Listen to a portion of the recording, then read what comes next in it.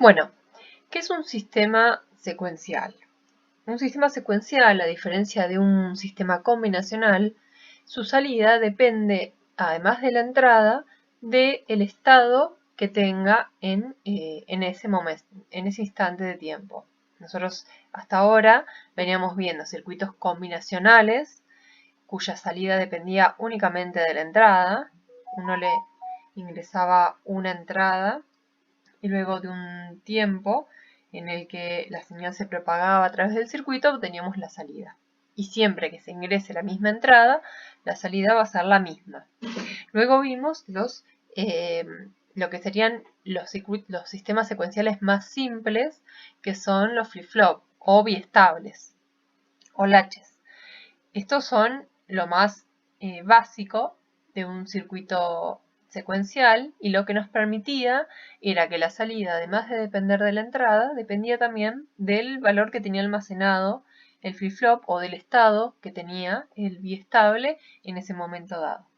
Bueno, entonces ahora vamos a ver estos modelos que tienen ese mismo comportamiento, o sea, su salida depende de la entrada y también depende del estado que tengan en ese instante de tiempo los registros o el sistema.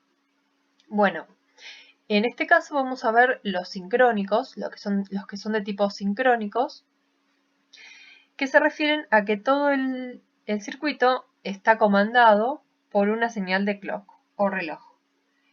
En ese caso, los estados que va a tener internamente el sistema únicamente van a cambiar su valor cuando llegue un flanco de clock. En realidad, este elemento de memoria, que pueden ser flip-flop o latches, van a depender o del flanco del reloj o de un nivel alto o bajo. Generalmente se habla de que son flip-flop y que dependen del flanco de clock. Bueno, acá tenemos un esquema genérico de cómo son este tipo de circuitos secuenciales.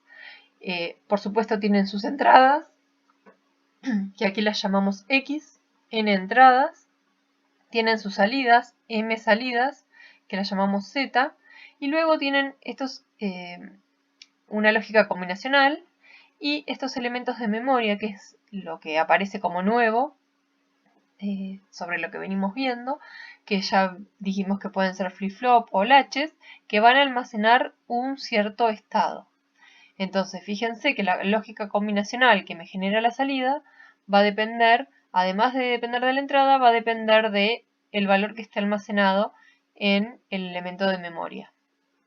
Entonces, tenemos las variables de estado, van a ser el valor que tengan estos biestables en ese momento.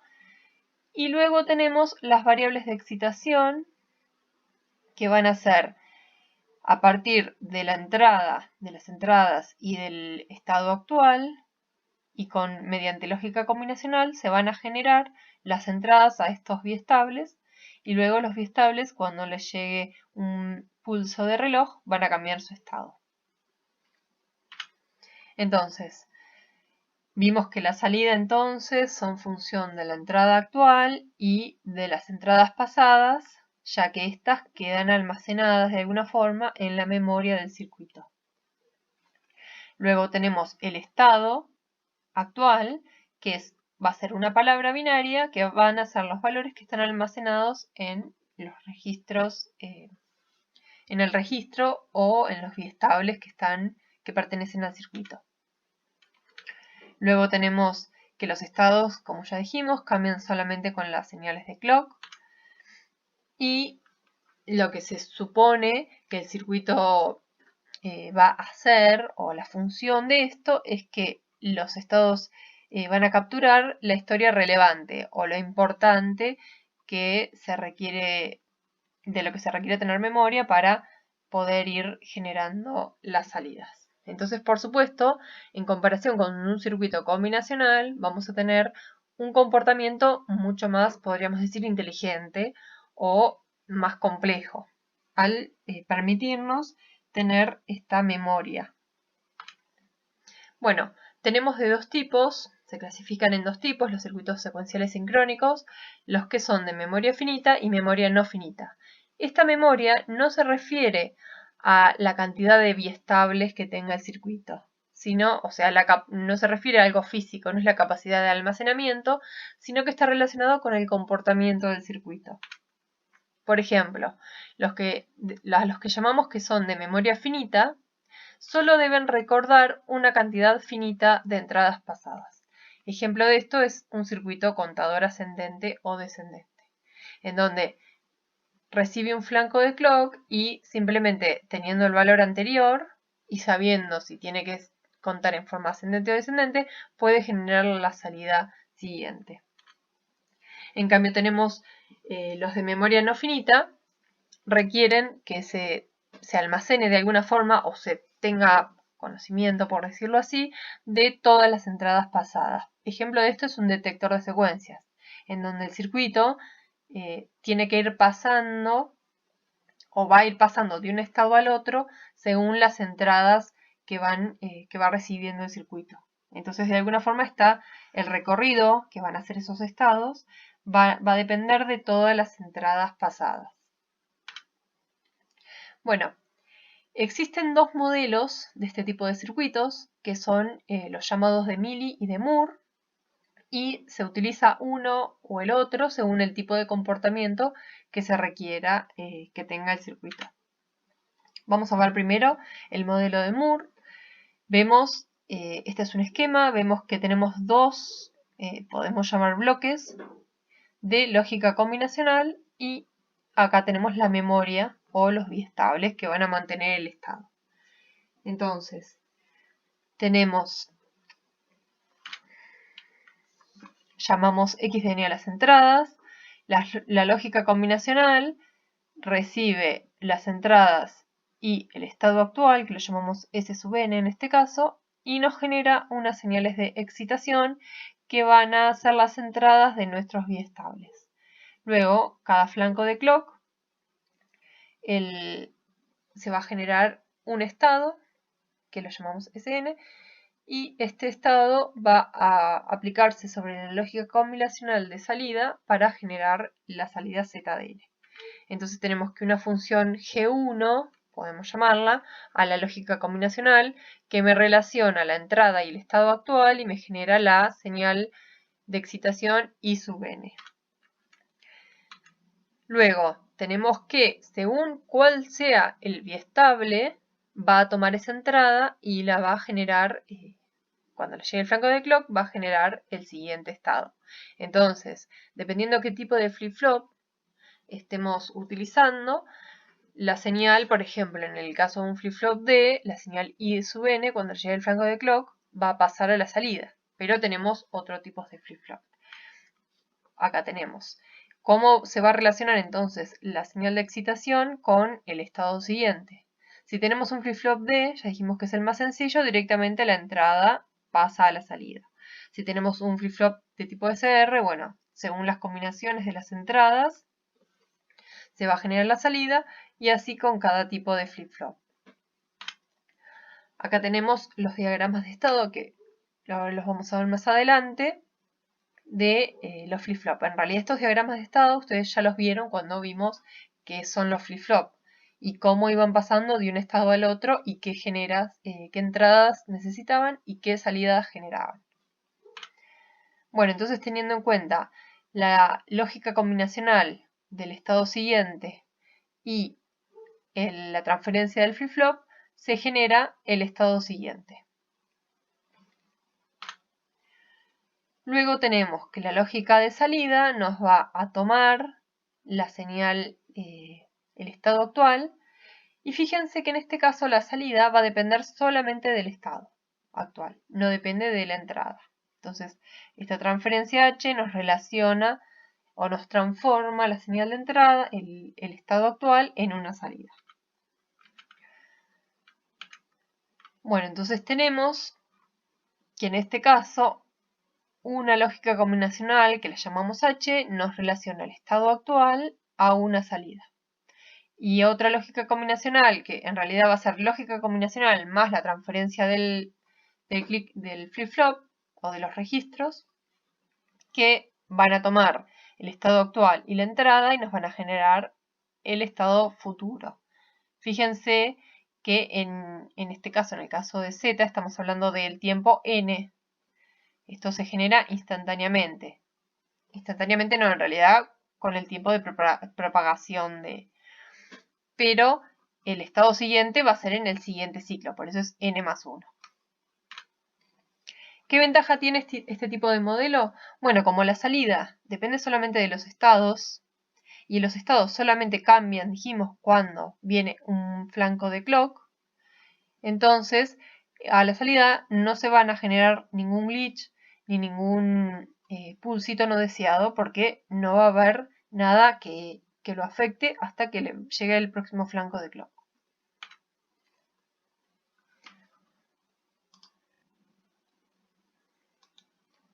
Luego tenemos el modelo de Mealy, que en este caso, fíjense, volvemos a tener entrada, estado actual, dos lógicas combinacionales, una lógica que son los registros, pero la diferencia es que la lógica de salida depende también de la entrada.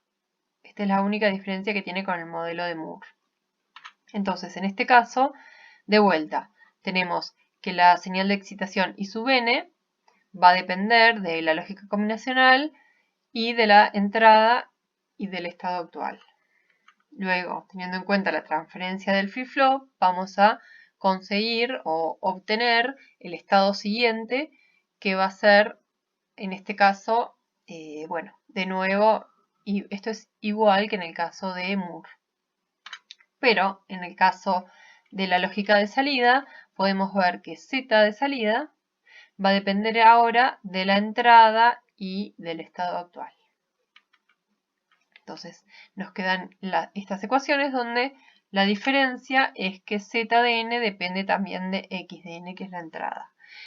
¿Qué ventaja tiene esto? Que va a presentar mayor flexibilidad en el diseño. Quizás vamos a poder, para un mismo comportamiento, vamos a tener un circuito un poco más simple, pero tiene la desventaja que como la señal de entrada puede cambiar en cualquier momento, la señal de salida también va a cambiar en cualquier momento, no solamente en los flancos de clock. Por lo tanto, nos pueden aparecer glitches o valores indeseados a la salida.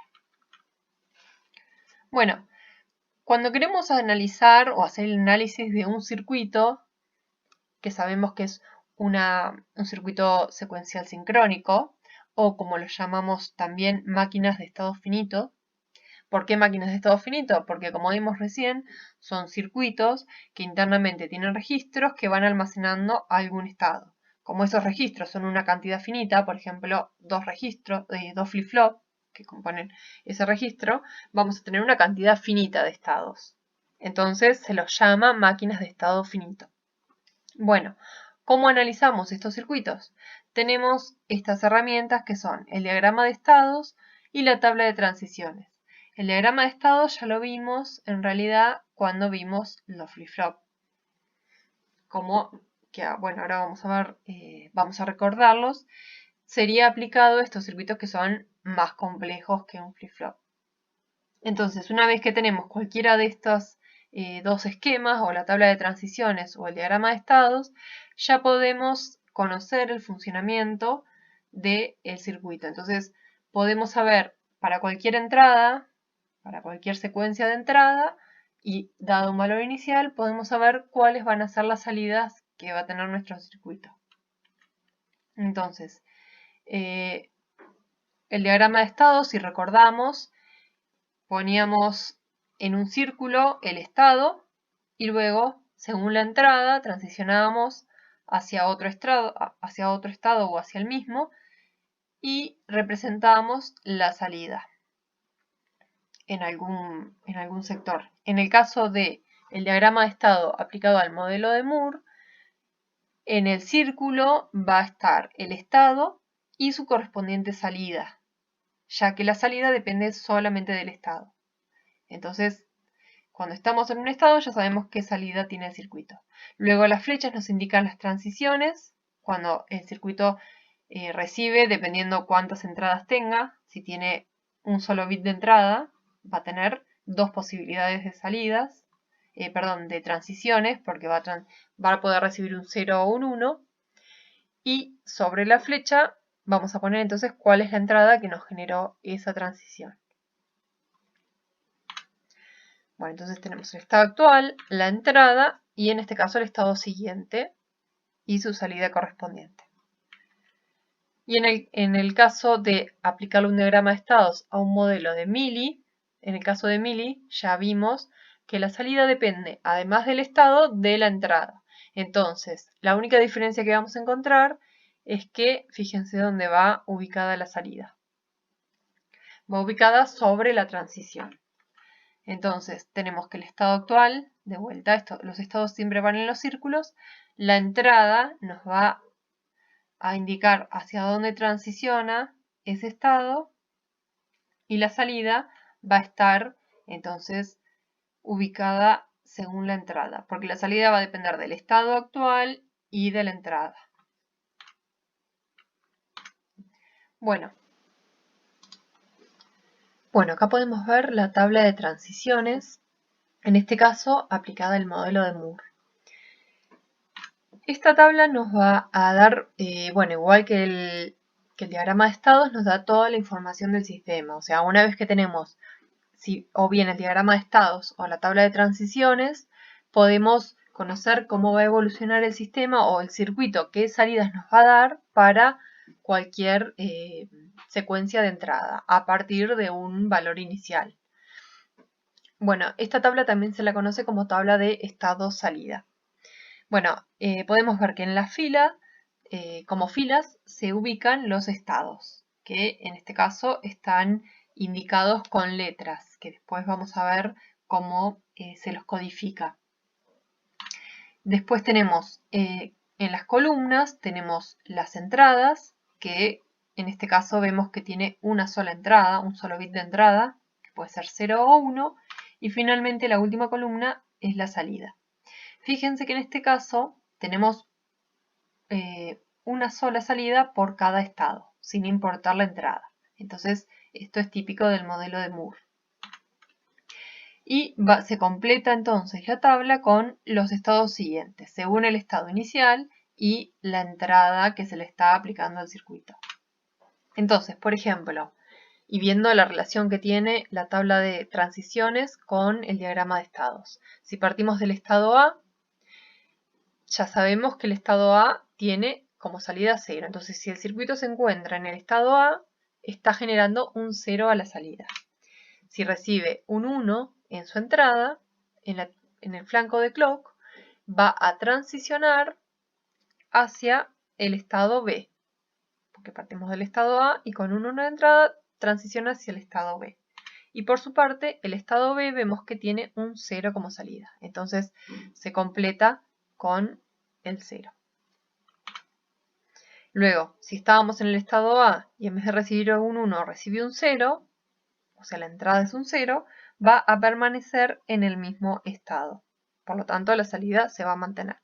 Ahora, si estaba en el estado B y recibo un 0, va a transicionar nuevamente hacia el estado A.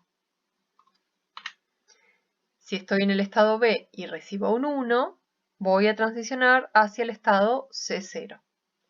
Y el estado C0 a su vez, vemos que tiene como salida también 0. Bueno, y así sucesivamente.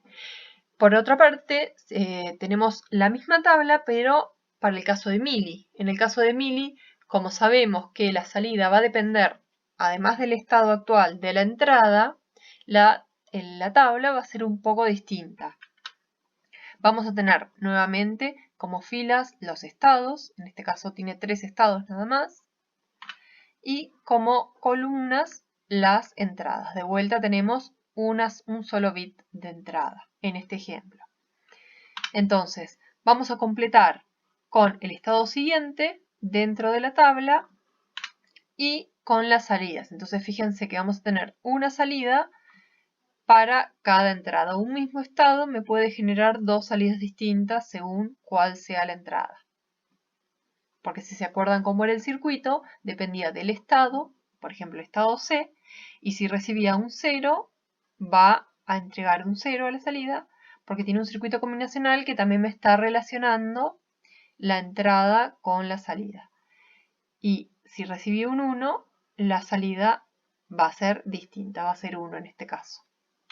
Entonces, si lo comparamos con el diagrama de estados, partimos del estado A y recibimos un 1 y va a transicionar hacia el estado B, como nos indica la tabla. Y la salida, en el diagrama de estado habíamos visto que se ubicaba en la curva, en la transición, porque dependía, además del estado, de la entrada. Bueno, entonces, a partir de ¿a qué llamamos analizar un circuito secuencial sincrónico? A partir de tener el circuito, poder obtener o bien la tabla de transiciones o el diagrama de estados para saber cómo va a evolucionar. Y una vez que tenemos cualquiera de estos dos herramientas o cualquiera de estos dos esquemas, ya tenemos toda la información del circuito. Entonces, vamos a ver un ejemplo. Nos dan este circuito que vemos acá. Tiene lógica combinacional, entradas, salidas y tiene un elemento de memoria que es un flip-flop D en este caso. Entonces, lo primero que se hace es obtener la señal de excitación del elemento de memoria, que es un flip-flop en este caso, o sea, D sub n, la señal D sub n, y la ecuación de la salida Z sub n. Entonces, fíjense, D sub n, la señal de excitación del flip-flop, va a ser la suma de un producto. Ese producto va a ser la señal de entrada negada por el estado actual, Sn, que es este término que vemos acá. Y a eso se le suma esta compuerta, que es el producto de la señal de entrada, Xn, por el estado actual negado, porque estamos saliendo de la salida negada del flip-flop, que sería este término de acá. Entonces esto no es más que la operación OR exclusiva de la entrada con el estado. Y a su vez, la salida Z sub n va a ser el producto de la entrada y del estado actual. Entonces ya podemos ver qué tipo de máquina de estado es, de Milli o de Moore. Y bueno, vemos que la salida depende de la entrada. Entonces es un circuito de Milli, porque la lógica combinacional de salida, que es esta compuerta AND, va a recibir tanto al estado actual como a la entrada XDN. Bueno, el segundo paso es determinar qué flip-flop es el que se está usando. En este caso es un flip-flop tipo D, que es el más sencillo, entonces directamente la entrada de excitación va a ser el próximo estado. Entonces obtenemos la ecuación del estado siguiente, que va a ser directamente la misma función que habíamos encontrado para la señal de excitación. Entonces va a ser la hora exclusiva entre la entrada y el estado. Bueno, como dijimos, es de tipo Milli, porque la salida depende de la entrada. Y ahora vamos a armar en la tabla de transiciones. Armamos el cuadrito. Como tenemos un solo bit de entrada, vamos a tener dos columnas nada más, como en el ejemplo que vimos antes, 0 y 1. Y como tenemos un solo flip-flop, vamos a tener solamente dos estados, cuando el flip-flop está en 0 y cuando el flip-flop está en 1. Y ahora, a través de las ecuaciones que encontramos recién, completamos la tabla. Ponemos primero el próximo estado, haciendo la hora exclusiva entre la entrada y el estado, y coma la salida, para todos los casos, para todas las entradas y para todos los estados. De esa forma nos va a quedar completa toda la información. Entonces, por ejemplo, si estoy en el estado 0 y la entrada es un 0, nos fijamos y el estado próximo va a ser 0 también. Y la ecuación de salida va a ser el producto de 0 con 0, de vuelta nos va a dar 0. Bueno, y así se completa toda la tabla. Y por parte del diagrama de estados, tenemos dos estados, 0 y 1, que son los dos estados que puede tener este flip-flop. Si estamos en el estado 0 y recibo un 0, según la ecuación que vimos recién, me mantengo en el mismo estado. Porque va a ser la hora exclusivo de 0 con 0. Y la salida también va a ser 0. Bueno, y así completamos todo el diagrama de estados, para todas las posibles entradas y todos los posibles estados. Bueno, también es interesante, o en algunos casos se requiere, obtener el diagrama temporal del circuito, de cómo funcionaría.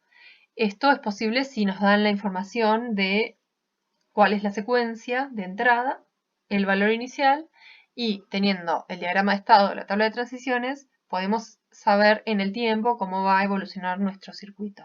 Entonces, por ejemplo, para el circuito que vimos recién, nos dan que la entrada va a ir tomando estos valores y el estado inicial va a ser 0. Entonces el estado inicial, fíjense, S sub n es 0 y la entrada inicialmente vale 0, luego toma el valor 1, 1, 0, 1, 0, 0. Supuestamente, entonces, cada flanco de clock va cambiando el estado del circuito y se va generando la salida. Entonces, bueno, esto les dejo para que lo analicen. Lo que es interesante de ver es, por ejemplo, que acá va a aparecer un glitch. ¿Esto qué significa? Esto es un pulso que es indeseado. ¿Y a qué se debe? Se debe a que, como es un modelo de mili, la entrada cambió su valor en algún momento distinto. No cambió su valor con el flanco de clock, sino cambió el valor en algún momento. ¿Y qué pasó? La salida reaccionó, porque como la salida depende también de la entrada, va a cambiar en algunos instantes distintos a los del flanco de clock. Bueno, entonces el proceso que vimos recién lo podemos resumir con estos pasos. Entonces, dijimos primero, obtenemos las ecuaciones de entrada de los flip-flop, o sea, las entradas de excitación de los flip-flop y la salida del circuito. Estos dos van a ser dos ecuaciones de circuitos combinacionales. Después tenemos que fijarnos a ver de qué tipo de flip-flop tiene el circuito, D, JK, T, etc. Y obtenemos las ecuaciones del estado siguiente. Una vez que ya tenemos la ecuación de salida y la ecuación del estado siguiente, que son las dos ecuaciones que nos interesan, tenemos que le asignamos símbolo a cada uno de los estados. Por ejemplo, si tenemos dos flip-flop, si nuestros registros son dos flip-flop, vamos a tener 4 estados distintos. Entonces, le asignamos una letra a cada uno de los posibles valores que van a tomar esos flip-flop. Después dibujamos el diagrama de estados y podemos desarrollar el diagrama de tiempo. Bueno, acá tenemos otro ejemplo. Fíjense, en este caso tenemos dos flip-flop de tipo D también. Entonces vamos a tener 4 estados distintos. Y tenemos una sola entrada, llamada CNT. Y 2 salidas. Ya mirando este circuito podemos decir de qué tipo de máquinas de estado se trata, de mili o de Moore. En este caso vemos que las salidas dependen solamente de la flip-flop, porque son la salida del flip-flop directamente. Así que estamos en una máquina de estados de Moore. Entonces, Z1 es directamente la salida del flip-flop 1 y Z2 es directamente la salida del flip-flop, perdón, Z0 es la salida del flip-flop 0. Entonces es una máquina de Moore. Las salidas no dependen de la entrada. Ahora sacamos la ecuación de excitación del flip-flop 1, que va a ser la suma de el primer término, que es la entrada negada por la salida del estado actual del flip-flop 1, más el segundo término, más el tercer término. Entonces, bueno, ahí obtenemos la ecuación de excitación de un flip-flop y luego obtenemos la ecuación de excitación del segundo flip-flop. Esto se los dejo para que después lo analicen ustedes, pero es simplemente poner la ecuación del circuito. Una vez que tenemos las ecuaciones de salida y las ecuaciones de excitación de los flip-flop, tenemos que ver qué flip-flop son. En este caso son de tipo D, que es lo más fácil. Entonces, obtenemos la ecuación del estado siguiente. La ecuación del estado siguiente va a ser en este caso directamente reemplazar D por QDN más 1. Bueno, entonces a partir de ahí armamos la tabla de transiciones o de estado-salida. Como estamos con un ejemplo de tipo Moore, fíjense que poníamos primero todos los estados, los 4 posibles estados, las dos entradas, porque como las dos posibles entradas, como es un bit, ese bit puede ser 0 o 1, y después ponemos otra columna más con las salidas, porque las salidas solamente dependen del estado actual. Ahora le asignamos, en este caso, para hacer el análisis indistintamente, una letra a cada uno de los posibles estados. Entonces a 00 le asignamos A, 01B, 10C y 11D. Y completamos la tabla con estos estados. Y armamos de vuelta ahora el diagrama de estados. Y de vuelta lo reemplazamos por las asignaciones que hicimos. Y bueno, una vez que ya tenemos tanto la tabla de transiciones como el diagrama de estados, podemos generar para cierta entrada, en este caso tenemos la señal CNT, que es la entrada, cómo va variando la salida. O los estados, en realidad.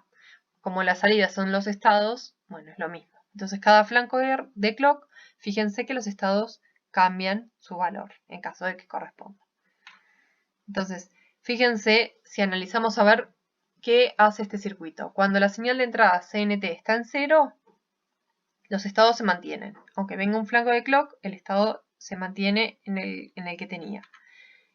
Y cuando la señal CNT está en 1, la salida, fíjense, va variando, o los estados, del valor 0, 1, 2, 3 y así. Entonces, este circuito realiza una cuenta en módulo 4, cuenta de 0 a 3, cuando la señal CNT está en 1. Bueno, acá tenemos otro ejemplo.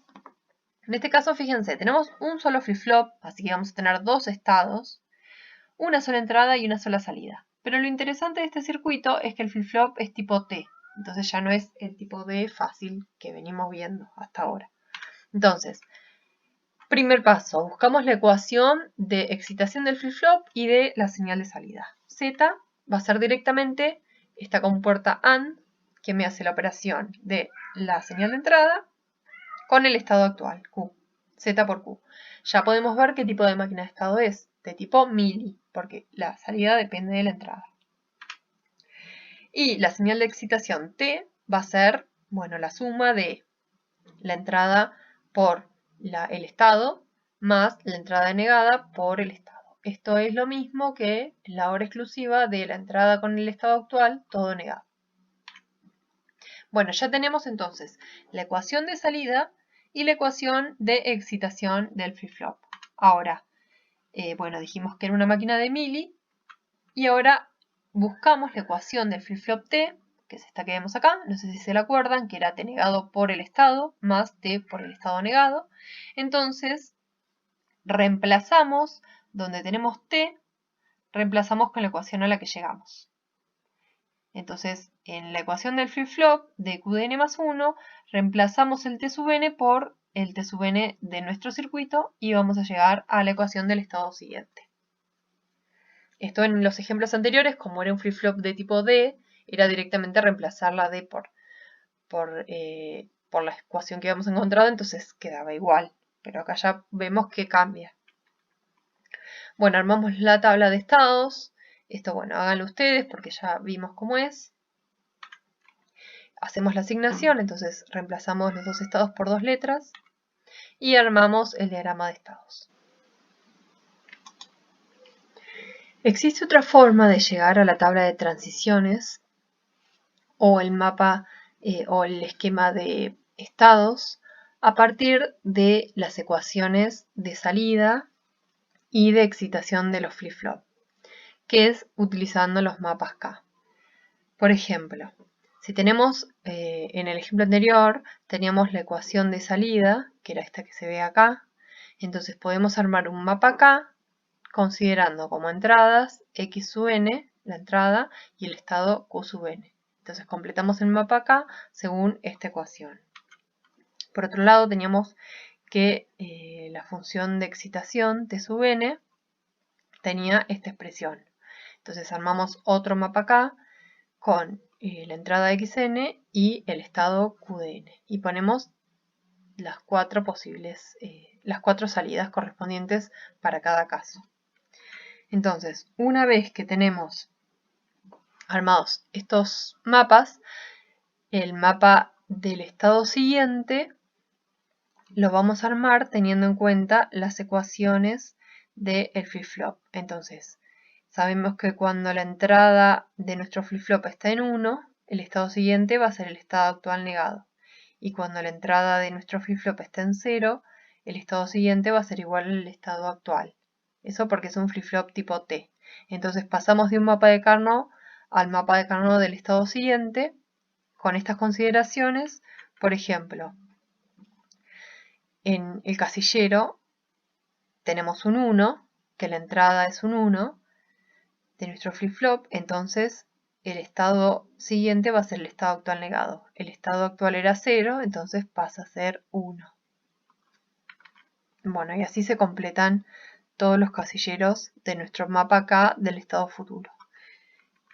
Bueno, una vez que tenemos el mapa K de la salida y del estado futuro, armamos lo que sería el mapa K de transición, donde vamos a ubicar el estado siguiente y la salida. En cada casillero ubicamos el estado siguiente y la salida. Bueno, y finalmente podemos obtener el diagrama temporal del ejemplo que habíamos visto de esta secuencia de entrada, considerando que el valor inicial de nuestro flip-flop está en 0. Entonces, bueno, acá tenemos el diagrama temporal. Ustedes después analícenlo, teniendo en cuenta que es un, como dijimos antes, es un sistema de mili. O sea que la salida depende también de la entrada. Entonces, acá por ejemplo, fíjense que los estados van cambiando, el estado Q va cambiando siempre en cada flanco de clock. Se mantiene o cambia su valor. En cada flanco de clock se fija cuál es la entrada y cambia o no.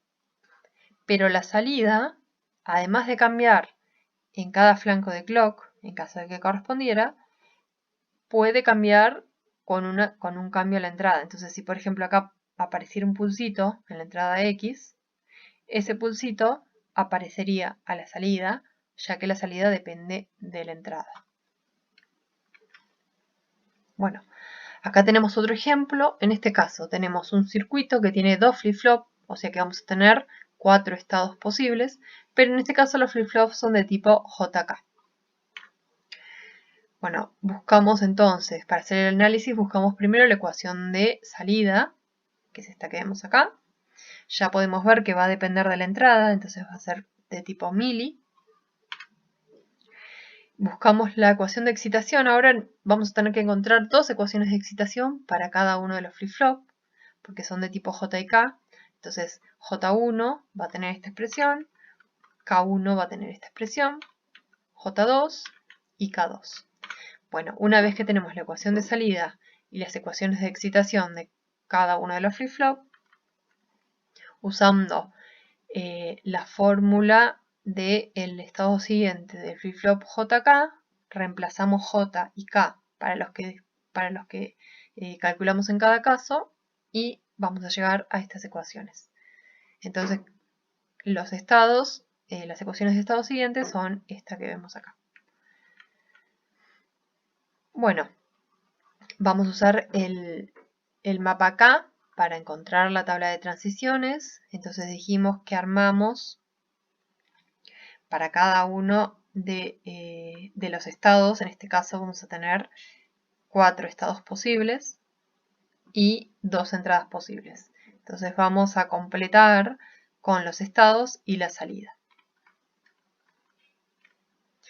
Entonces, usando los mapas K, ¿cómo haríamos? Armamos un mapa K para cada una de las entradas de excitación, J1K1, J2K2 y también para la de salida. La de salida, el mapa K de salida lo vamos a usar así tal cual está, pero los mapas K de excitación de cada uno de los flip-flop nos van a servir para generar los mapas K del estado siguiente de cada uno de los flip-flop. Entonces, fíjense que con estos 4 mapas K armamos el estado siguiente de cada uno de los... acá, en realidad en este mapa recién estamos juntando la información de cada uno de los mapas K. Los estamos agrupando para obtener el mapa K del estado siguiente. Entonces los combinamos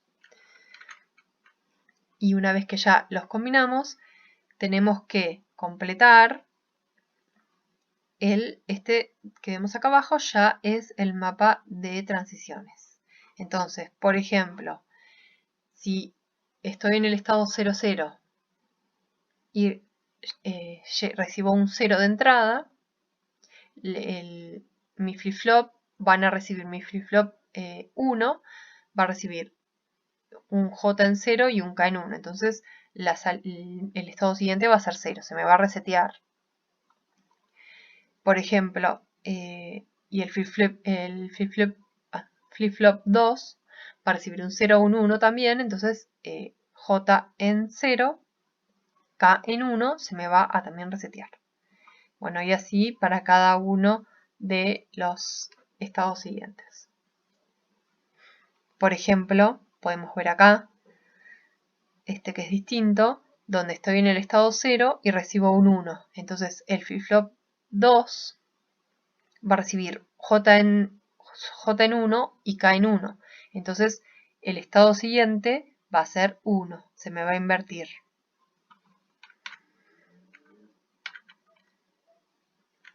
Y por otro lado, tengo que completar también con la salida. Como la salida depende también de la entrada, voy a tener en el mapa, lo voy a tener asociado a cada una de las entradas. Bueno, y finalmente podemos realizar la secuencia de salida para este circuito a una entrada dada y considerando un valor inicial.